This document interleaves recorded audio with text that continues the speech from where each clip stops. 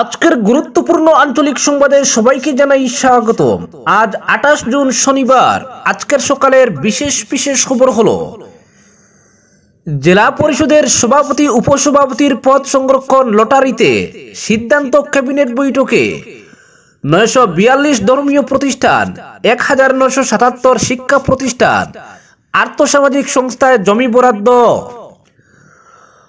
বাংলাদেশের হাতে আধার কার্ড, 18 ঊর্ধ্বদের পদ রুদ্ধ করছে সরকার। বার্থ সার্টিফিকেটে কড়াকড়ি, প্রমাণপত্র ছাড়া ভোটার তালিকায় নাম নয়। শিলচরের জমাজলের সমাধান সূত্র বের করতে আসবে বিশেষজ্ঞ দল, কংগ্রেসকে কমিশনার। শহরের জ্বলন্ত সমস্যা নিয়ে সৃষ্টি সিংহের সঙ্গে বৈঠক ডিসিসির। পৌরসভা গান্ধীমেলার দুর্নীতি তুলে ধরে সরব অভিজিৎ। সিন্ধু চুক্তি নিয়ে পারমাণবিক যুদ্ধের হুমকি বিলাওয়ালের, কড়া জবাব নতুন দিল্লির। আমরা ফাঁকা হুমকিতে ভয় পাই না, সিন্ধুর জল কোথায় যাবে তা ভারতই ঠিক করবে, বললেন CR পাতিল। দাদার প্রাণঘাতী হামলায় গুরুতর আহত ছোট ভাই, চাঞ্চল্য লায়লাপুরে। এবং সর্বশেষ খবরটি হলো কাল থেকে পাহাড় লাইনে চলতে পারে যাত্রী ট্রেন, সবকিছু নির্ভর করছে প্রকৃতির উপর, বললেন DRM। এবারে শুনুন বিস্তারিত খবর। লটারির মাধ্যমে জেলা পরিষদের অধ্যক্ষ উপাধ্যক্ষ পদ সংরক্ষণের সিদ্ধান্ত নিল সরকার। বিভিন্ন রাজনৈতিক দলের উপস্থিতিতে লটারি করা হবে। শুক্রবার মন্ত্রিসভার বৈঠকে ওই সিদ্ধান্ত হয়েছে। তাছাড়া 942টি নামঘর, মন্দির, মহিলা সমিতি, ক্লাব ইত্যাদিতে জমি বরাদ্দের প্রস্তাবেও অনুমোদন দেওয়া হয়েছে বৈঠকে। আরো 1977টি শিক্ষা প্রতিষ্ঠান, আর্থসামাজিক সংস্থায় জমি বরাদ্দের প্রস্তাবে অনুমোদন দেওয়া হয়েছে। শুক্রবার দুপুরে মুখ্যমন্ত্রী হিমন্ত বিশ্ব শর্মার পৌরোহিত্যে অনুষ্ঠিত হয় মন্ত্রিসভার বৈঠক।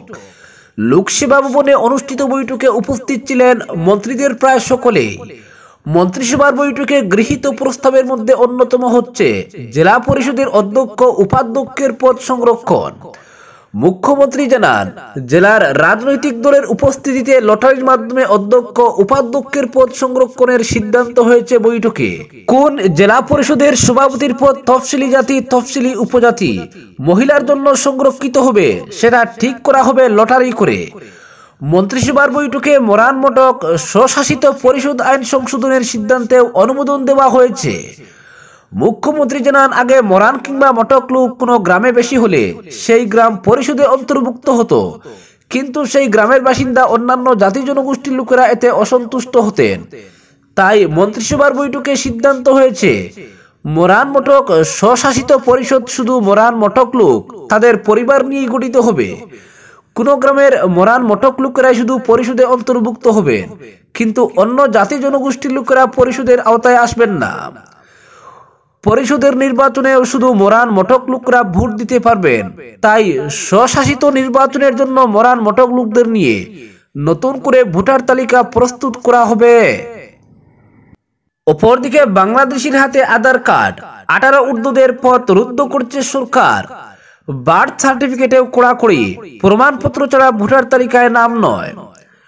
অবৈধ বাংলাদেশিদের আধার কার্ড লাভের পথ বন্ধ করতে রাজ্যে প্রাপ্তবয়স্কদের আধার কার্ড দেওয়াই কার্যত বন্ধ করে দিচ্ছে সরকার।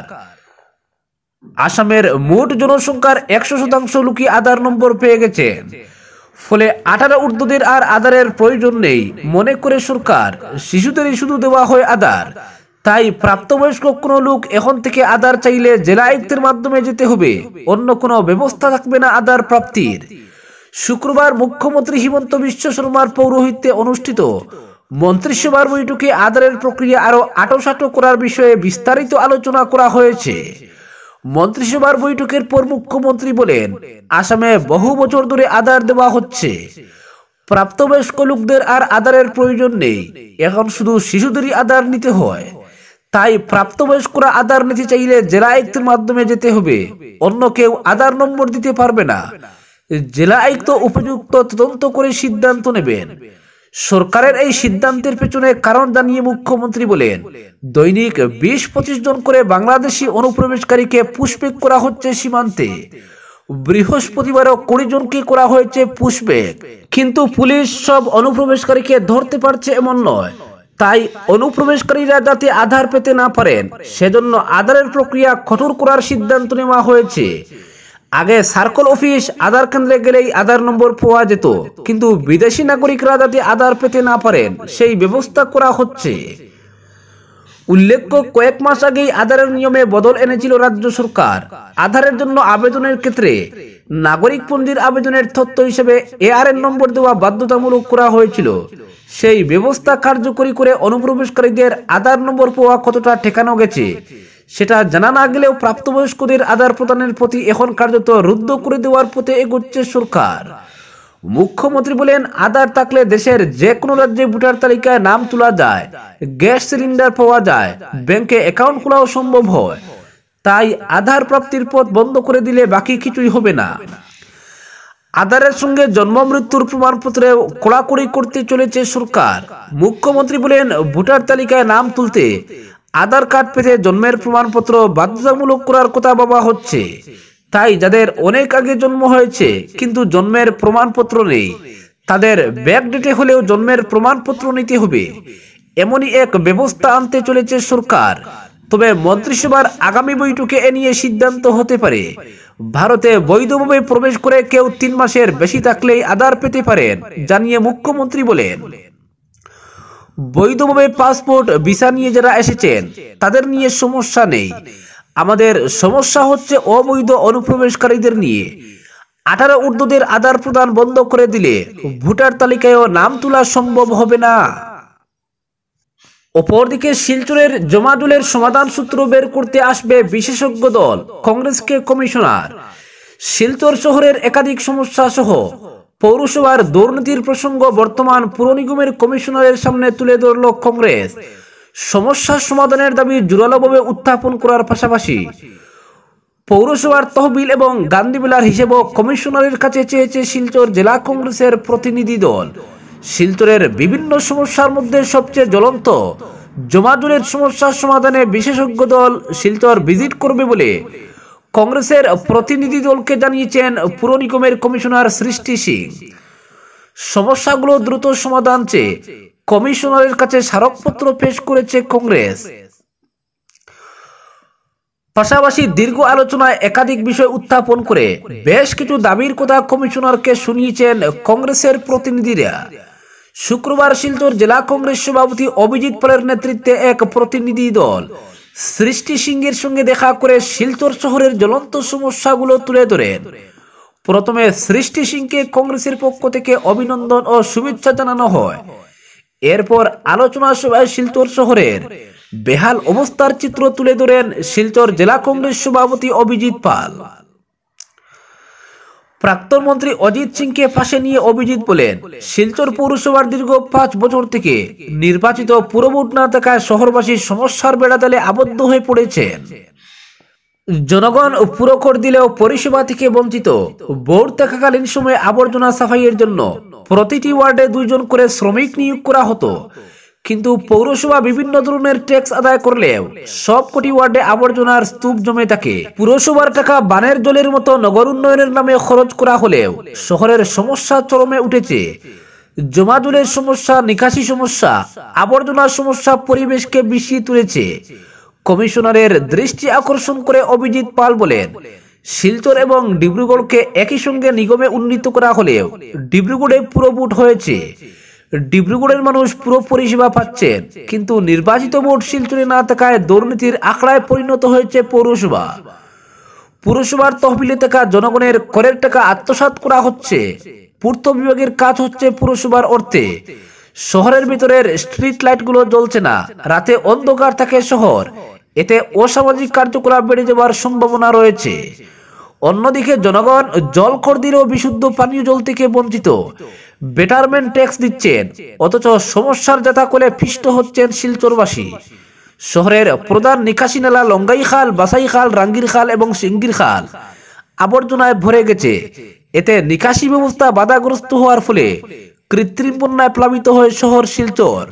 অবিলম্বে জমাজল সমস্যার দ্রুত সমাধান চেয়েছেন অভিজিৎ। অপরদিকে সিন্ধু চুক্তি নিয়ে পারমাণবিক যুদ্ধের হুমকি বিলাওয়ালের, কড়া জবাব দিল্লির। সিন্ধু জল চুক্তি নিয়ে উত্তপ্ত ভারত পাকিস্তান সম্পর্ক, চুক্তি পুনর্বহাল না হলে পরমাণু যুদ্ধের হুঁশিয়ারি দিয়েছেন পাকিস্তানের প্রাক্তন বিদেশমন্ত্রী বিলেওয়াল ভুট্টো, কিন্তু তার এই মন্তব্যকে কোনো পাত্তা দিতেই রাজি নয় ভারত। নয়াদিল্লির কড়া জবাব, ভারতের জাতীয় স্বার্থ সুরক্ষায় সিদ্ধান্ত বদলের প্রশ্নই নেই। পাকিস্তানের সঙ্গে সিন্ধু চুক্তি আর কখনোই সম্ভব নয় বলেও সাফ জানিয়ে দিয়েছে দিল্লি। সিন্ধু চুক্তি বাতিলের পর পাকিস্তানে তৈরি হয়েছে জল সংকট, কোথাও খরার প্রকোপ, কোথাও বন্যার ভয়াবহতা।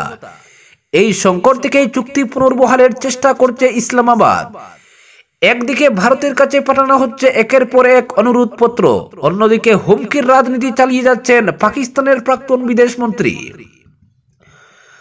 সাম্প্রতিক এক মন্তব্যে বিলেওয়াল ভুট্টো বলেন, ভারত যদি সিন্ধু চুক্তির নিয়ম লঙ্ঘন করে তবে তা জল সংক্রান্ত প্রথম পরমাণু যুদ্ধের সূচনা করতে পারে। এই বক্তব্যে উত্তেজনা ছড়ালেও নয়াদিল্লি জানিয়েছে এমন হুমকিতে তারা বিচলিত নয়। কেন্দ্রীয় জল শক্তি মন্ত্রী CR পাতিল এ বিষয়ে বলেন, সিন্ধু চুক্তি নিয়ে বারবার পাকিস্তান যে চিঠি পাঠাচ্ছে সেগুলো নিছক প্রটোকল, আমাদের অবস্থান বদলাবে না। প্রধানমন্ত্রী যে সিদ্ধান্ত নিয়েছেন তা দেশ হিতেই নেওয়া, সেই নীতি আমরা মেনে চলব। তিনি আরো বলেন, আমরা ফাঁকা হুমকিতে ভয় পাই না, সিন্ধুর জল কোথায় যাবে তা ভারতই ঠিক করবে। উল্লেখ্য, পহেলগামে ভয়াবহ জঙ্গি হামলার পর ভারত সিন্ধু চুক্তি বাতিলের সিদ্ধান্ত নেয়। এরপর থেকেই পাকিস্তান অভিযোগ করে যাচ্ছে ভারত নাকি চুক্তির শর্ত লঙ্ঘন করেছে। যদিও ভারত বহুবার রাষ্ট্রপুঞ্জে জানিয়েছে 1960 সালের এই চুক্তি পাকিস্তানের প্রতি আস্থার প্রতীক ছিল, কিন্তু সেই আস্থা বারবার ভেঙেছে ইসলামাবাদ। অপরদিকে দাদার প্রাণঘাতী হামলায় গুরুতর আহত ছোট ভাই, চাঞ্চল্য লায়লাপুরে। তুচ্ছ ঘটনাকে কেন্দ্র করে বড় ভাইয়ের প্রাণঘাতী হামলায় গুরুতর আহত হয়েছেন ছোট ভাই। ঘটনাটি ঘটেছে দোলাই থানা এলাকার অসম মিজোরাম সীমান্তের লায়লাপুরে। জানা গেছে, বাড়ির রাস্তা মেরামত নিয়ে বিবাদের জেরে বড় ভাই শাবল দিয়ে ছোট ভাইয়ের উপর হামলা চালান। এই ঘটনায় এলাকায় ব্যাপক চাঞ্চল্য ছড়িয়েছে। স্থানীয় সূত্রে খবর, বৃহস্পতিবার রাত 8টা নাগাদ জয়নাল হোসেন লস্কর নামের ছোট ভাই নিজের বাড়িতে গৃহ নির্মাণের জন্য বালুর গাড়ি নিয়ে যান। বর্ষার কারণে মাটি নরম থাকায় বালুর গাড়ি যাওয়ার সময় বাড়ির রাস্তার একটি অংশ ভেঙে যায়। এ নিয়ে জয়নাল হোসেনের বড় ভাই কুটন মিয়া তৎক্ষণাৎ রাস্তা মেরামতের জন্য চাপ দেন। জয়নাল রবিবার ছুটির দিনে রাস্তা মেরামত করে দেবেন বলে জানালে বড় ভাই ক্ষিপ্ত হয়ে উঠেন। অভিযোগ, কোনো কিছু বুঝে ওঠার আগেই কুটন মিয়া হাতে শাবল নিয়ে জয়নাল হোসেনের দিকে তেড়ে আসেন এবং সজোরে তার মাথায় আঘাত করেন। শাবলের আঘাতে মাটিতে লুটিয়ে পড়েন জয়নাল। এখানেই শেষ নয়, অভিযোগ উঠেছে মাটিতে লুটিয়ে পড়ার পর বড় ভাই এবং তার ভাতিজা মিলে জয়নালকে আরো মারধর করেন। এই হামলায় জয়নালের মাথায় গুরুতর আঘাত সহ একটি হাতের কয়েকটি আঙ্গুল ভেঙে গেছে বলে জানা গেছে। এদিকে মারপিট আটকাতে গিয়ে বোন সুরমা বেগম লস্কর এগিয়ে গেলে তাকেও মারধর করা হয়। তাতে সুরমা বেগমের একটি হাত ভেঙে গেছে বলে জানান জয়নাল হোসেন। ঘটনার পর পরিবারের সদস্য ও গ্রামের অন্যান্যরা জয়নাল ও তার বোনকে উদ্ধার করে প্রথমে দোলাই প্রাথমিক চিকিৎসা কেন্দ্রে নিয়ে যান। অবস্থা গুরুতর হওয়ায় সেখান থেকে শিলচর মেডিকেল কলেজ ও হাসপাতালে রেফার করা হয় সুরমা বেগমকে। শুক্রবার জয়নাল হোসেন লস্কর দুই ভাই ও ভাতিজাকে অভিযুক্ত করে ধলাই থানায় একটি FIR দায়ের করেন। পুলিশ ঘটনার তদন্ত শুরু করেছে, তবে এখনো পর্যন্ত কাউকে গ্রেফতারের খবর পাওয়া যায়নি। ভাই কর্তৃক ভাইয়ের উপর প্রাণঘাতী হামলার ঘটনায় লায়লাপুর এলাকায় তীব্র চাঞ্চল্য সৃষ্টি হয়েছে। ঘটনার সঠিক তদন্ত করে দোষীদের উপযুক্ত শাস্তি প্রদানের দাবি জানিয়ে কাছাড়ের পুলিশ সুপার, ধলাই থানার ভারপ্রাপ্ত অফিসার ও লায়লাপুর পুলিশ পেট্রোল পোস্টের ইনচার্জের হস্তক্ষেপ কামনা করেছেন জয়নাল হোসেন লস্কর। আজকের বিশেষ সংবাদ এখানেই সমাপ্ত।